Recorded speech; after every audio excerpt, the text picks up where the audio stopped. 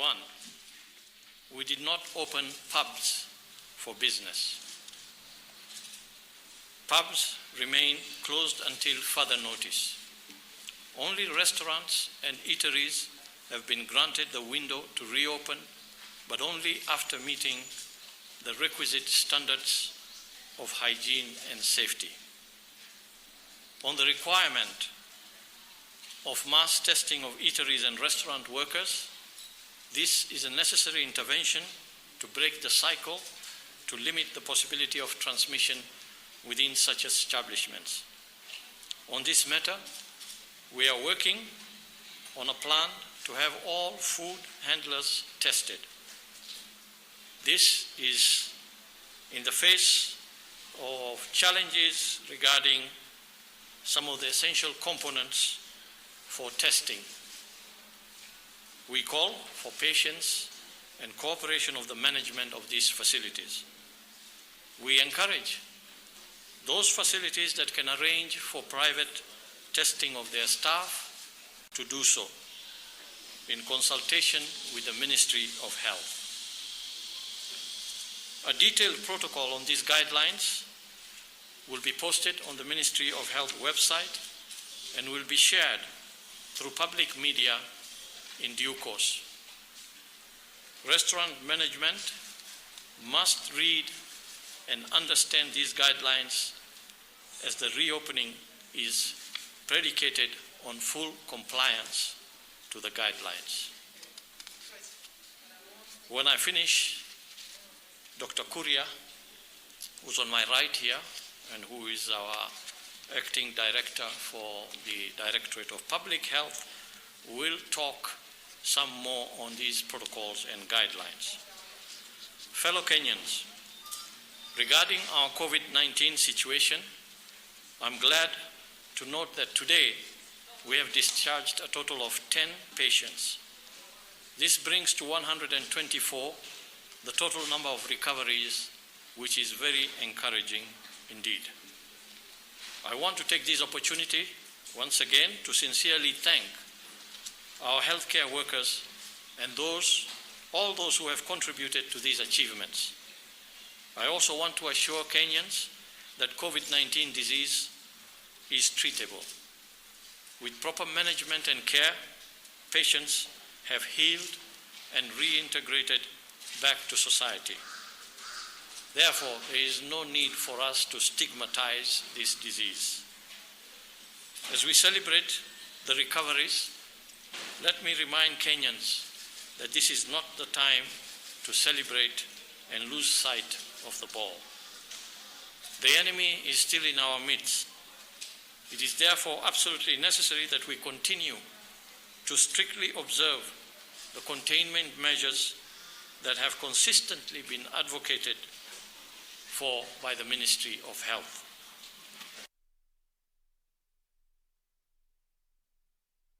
Of containing the spread of infections.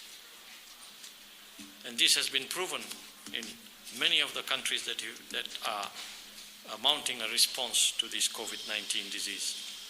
Fellow Kenyans, on our latest COVID-19 situation, I want to report that we have 11 new cases out of 589 samples tested in the last 24 hours.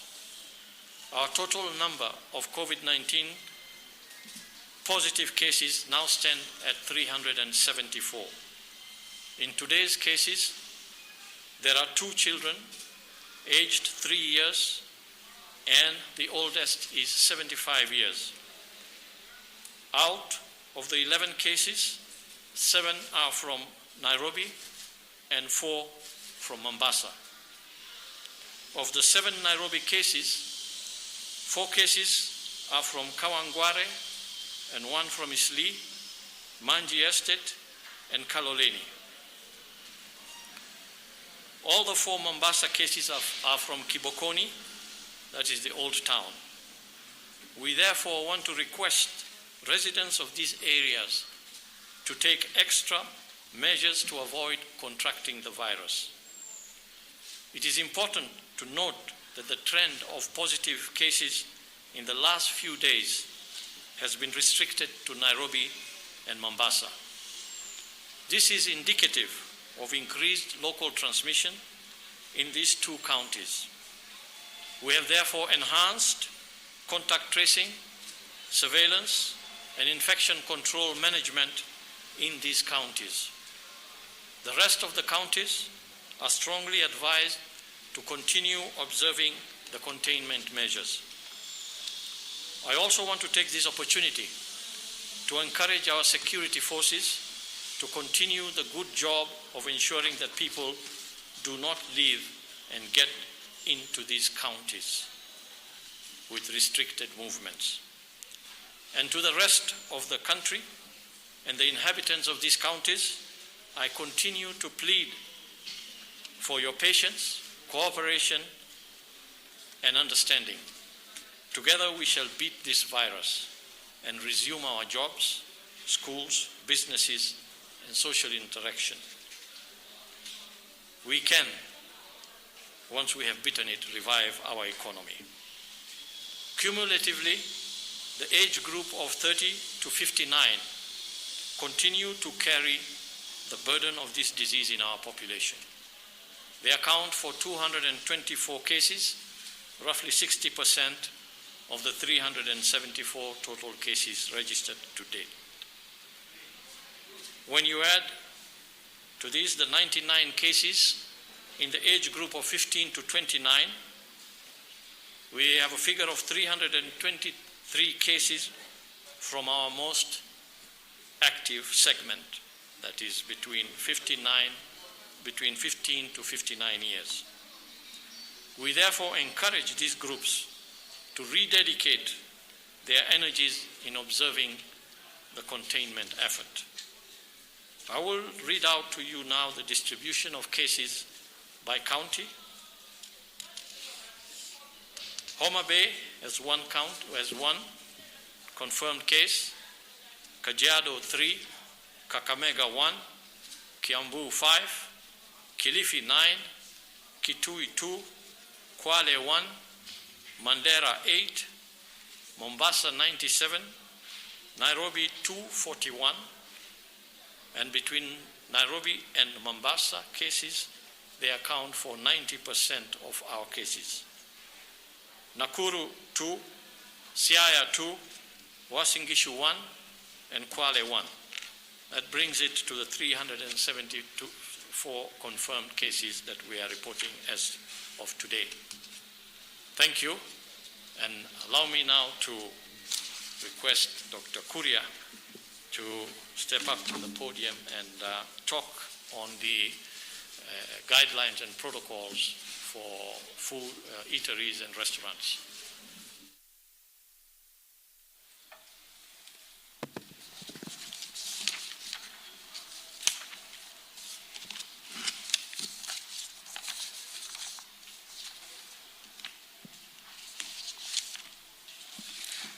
Thank you, CS, members of the fourth estate. As the CS has rightly put it, yesterday there was an announcement that restaurants and eateries may be reopening.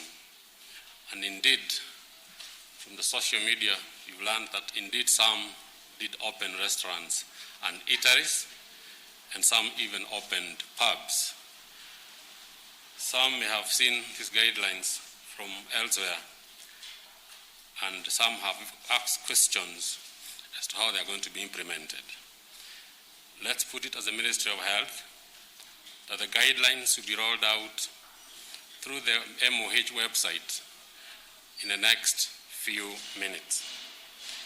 The guidelines, and as to why the CS pointed out that those restaurants are not opened, was to provide structured way of reopening these restaurants and eateries so that all the measures that the minister had put in place to contain COVID-19 can be maintained, while at the same time allowing some opening for business to run. The guidelines therefore provide a way, a structured way, that the restaurants and eateries are going to reopen these restaurants and eateries So as the CS has said here, they are not open, and they shall only be open when you fulfill the guidelines provided in this protocol. The guidelines are not very punitive. They're only reinforcing the social distancing measures and hygiene measures that have always been advocated by the ministry. And there are not new requirements. What we are saying is that those restaurants and eateries that have been operating, they had health approvals.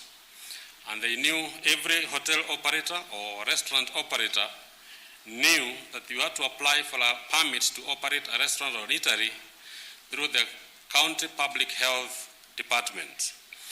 So these guidelines are only, or protocols are there to reinforce the extra hygiene measures that will be taken during this COVID-19 pandemic.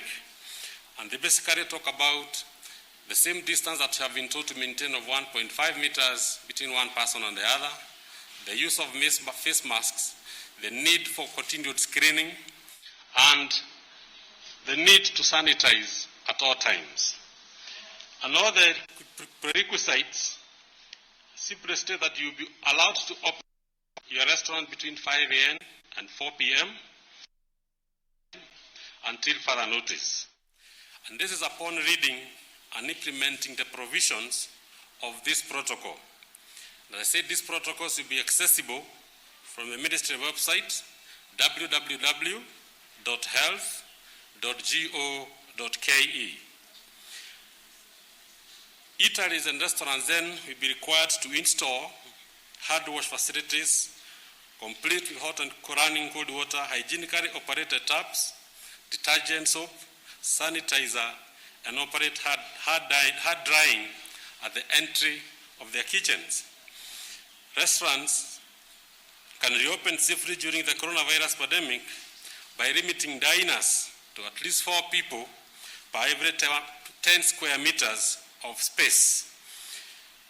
There may be challenges here in some restaurants or some eateries that don't have this kind of space, and they would have to put in arrangements by limiting the number of customers that enter your premises, because we cannot risk losing all the gains you have made by trying to open restaurants and you cannot obey the social distancing measures that we had put in place. Then for those who have dining facilities in their restaurants, the tables in the dining areas must be spaced 1.5 meters apart, and the seat customer groups at least 1.5 meters apart. For those who had booked events or banquets, we have encouraged them, at least during this pandemic, to postpone or cancel those events altogether if you are going to host more than 15 attendees. And between the tables, the distance back to back from one chair to the next one should not be less than 1 meter. And those guests that face each other from a distance of at least 1 meter. If events and banquets are held at a facility for smaller groups, you work with event organizers to ensure that individuals who are sick with coronavirus symptoms do not attend those events, and that those attendees in those banquets are spaced at least 6 feet apart. And we are to temporarily discontinue self-service, and we encourage ready-to-eat foods as much as possible. As for food service, again, we are discouraging self-service, and customers shall have their meals served or delivered individually to the dining table by appointed restaurant stewards.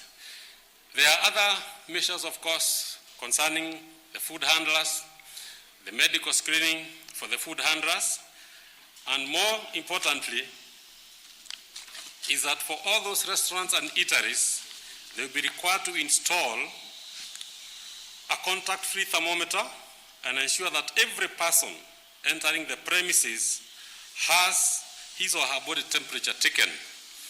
Anybody coming at a temperature of above 37.5 should not be allowed to enter those restaurants and eateries. And then all restaurants and eateries must provide a hand washing station with clean water and soap at the main entrance to the premises. And the effluent out from those eateries, some have been seen to be running off into the streets, are to be discouraged, and they must all drain into an existing sewerage system. And then all restaurants are required to provide 70% alcohol-based sanitizers at entrances and other areas where there are shared surfaces, such as dining tables and counters. For the hotel workers, any staff member, as I said earlier, or a reveller with a temperature above 37.5 degrees Celsius shall not be allowed entry into the premises, and the premises shall immediately notify the Ministry of Health through their toll-free number 719 for guidance. And most importantly, all food workers deployed to work in those restaurants must be tested and certified to be COVID-19 negative by a government-certified laboratory.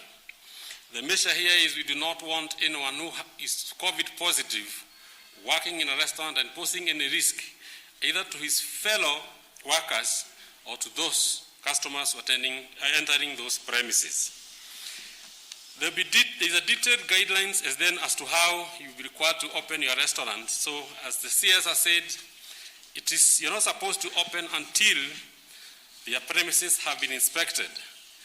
On the website, you will find guidelines on how you are going to apply for a new permit. And in the guidelines, foremost, is that you must show at least that you read and understand the protocols well, and then implement all the provisions that we have read out, that you read in the guidelines and the protocol for managing those restaurants and eateries.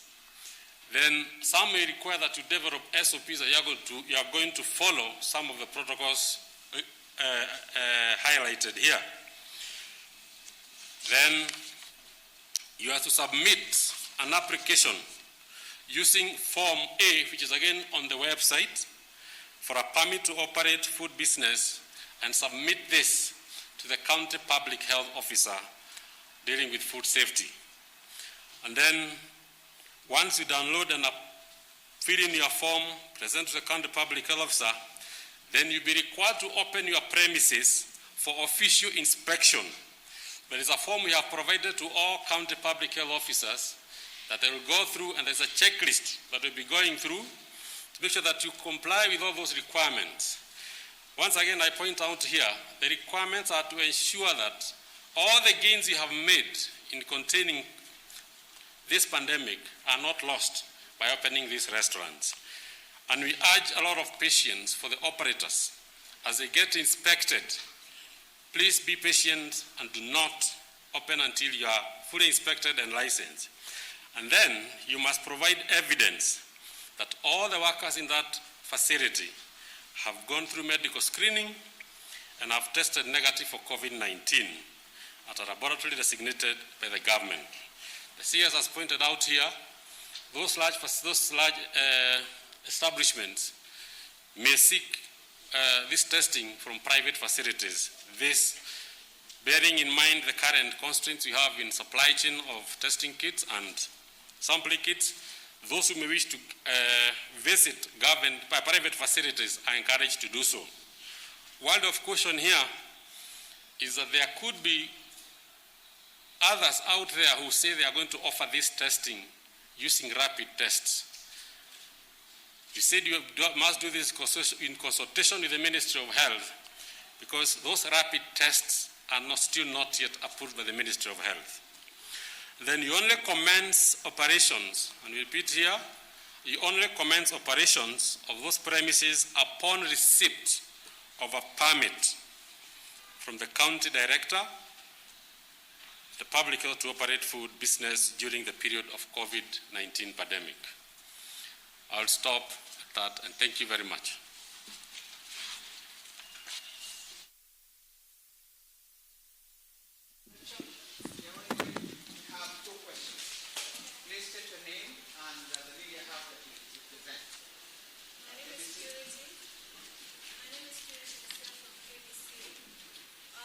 My first question would be on the reopening of restaurants. I would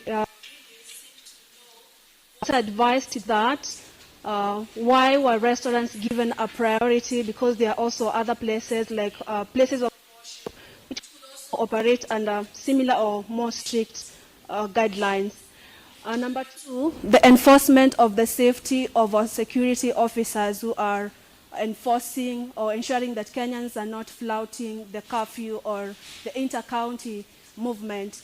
I'm also worried that who is really ensuring that they are safe, because most of them may lack, let's say, masks, and also because we are in abnormal moments, the arrest of people, the way it's being done, does it really show, or does it not portray that that could be another contact of spread of COVID-19?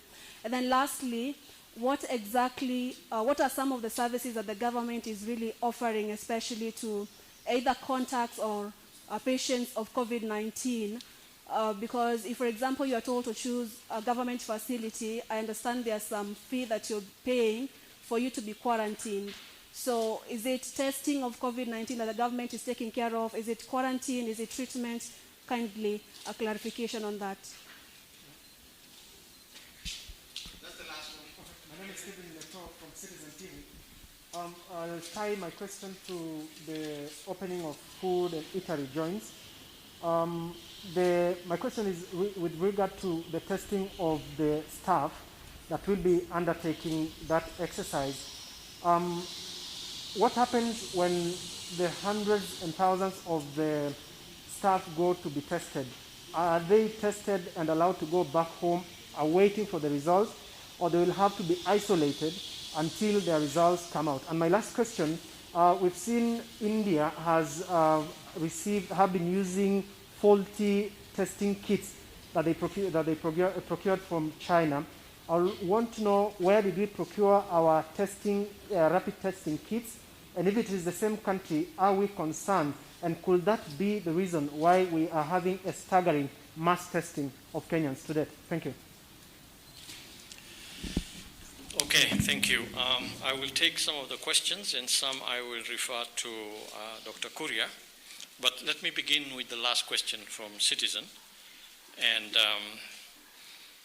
your question was about the opening of the eateries and how testing of the workers there would be conducted. Given also that we are possibly dealing with a very large number of people in this sector. In fact, the figure that we have is that there are about 600,000 food handlers within this industry. So yes, indeed it is a large number, and of course we will not be able to deal with this large number all at one go. We will have to move progressively to be able to cover most of these workers as we move forward. We are trying to ease and reopen the economy in some way. When the pandemic is still there with us, we need to maintain that fine balance of being able to at least open up part of the economy without having to compromise on the containment measures that have been put in place and that we feel are paying some dividends for us. So what happens when people are tested and they turn out, if they turn out negative, they're fine, they're ready to go and work. If the same procedures that we are applying now for contact tracing and any testing are going to apply, if one turns out positive, then that candidate has to be put in isolation or a treatment facility. Those that, so here we do not have any issue of contacts and so on, because we are dealing purely with workers. It is only when we are dealing with a positive case and who has contacted that issues of quarantine might arise. You talked about the tests that we are using.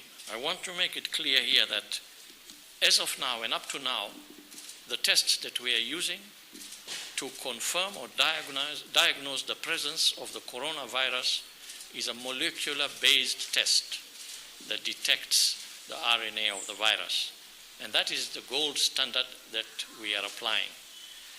Since then, there are other tests that have come up that are what you call antibody-based or seroprevalence-based. These are the RDT tests we're talking about. We have a number of them here that are interested in being approved and registered in the country.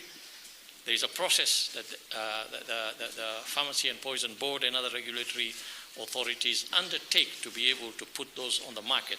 As of now, we have not approved any of those because currently our biggest concern is to determine whether one is infected with the virus and not what these other tests detect, which is that somebody has encountered or has been exposed to the virus in the past and has an antibody.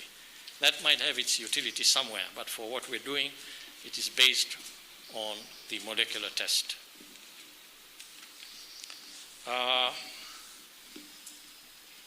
Purity from KBC. You asked about reopening of restaurants and why restaurants. Let me reserve that for Dr. Kuria. You wanted to know about the safety and welfare of our security officers who are enforcing the curfew and enforcing the other regulations.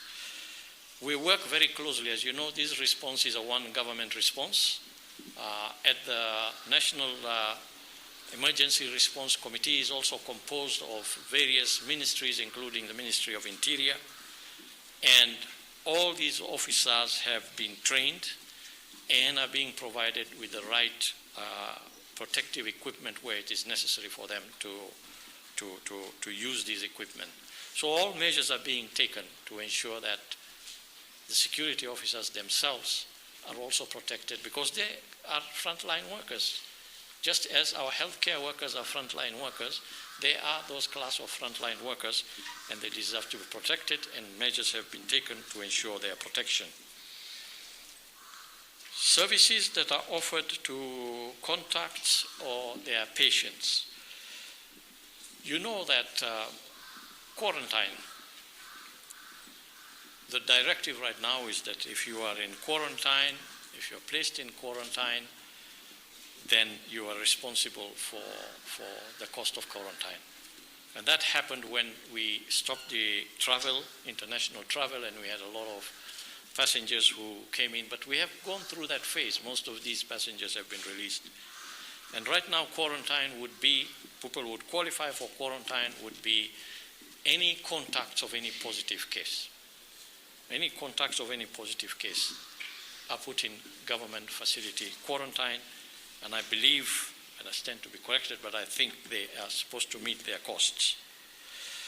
However, as we said, testing is conducted free of charge by the government. Testing and treatment so far in public facilities is borne by the Ministry of Health and the Government of Kenya. Dr. Kuria, maybe you can answer the question on why we picked on restaurants and not any other industry.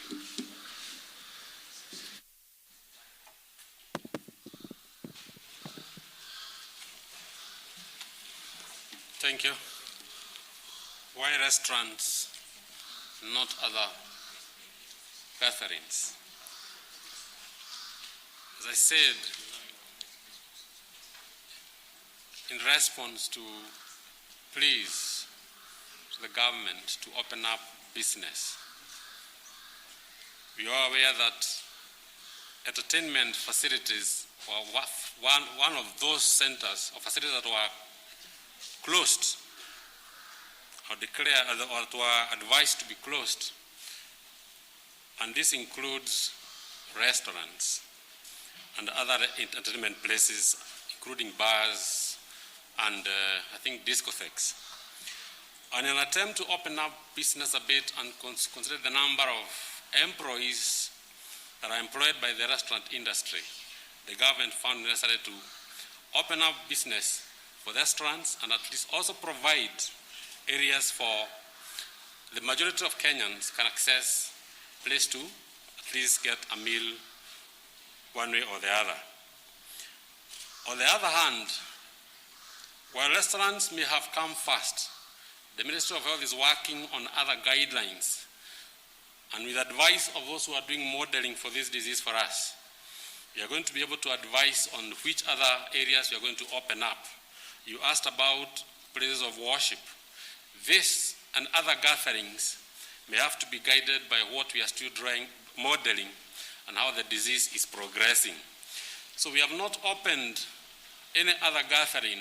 We just try to open up small business for the Kenyans to earn a living as we look at the disease pattern moving on. Okay. Thank you very much. That makes it up to the end of today's press briefing. Again, tomorrow is another day. Thank you so much. I wanted to also add on the issue of quarantine and the costs of quarantine. As I said, in most cases, it is the quarantee who will bear the cost of quarantine. However, in cases of need and when it can be established need, the government is taking that on a case-by-case basis.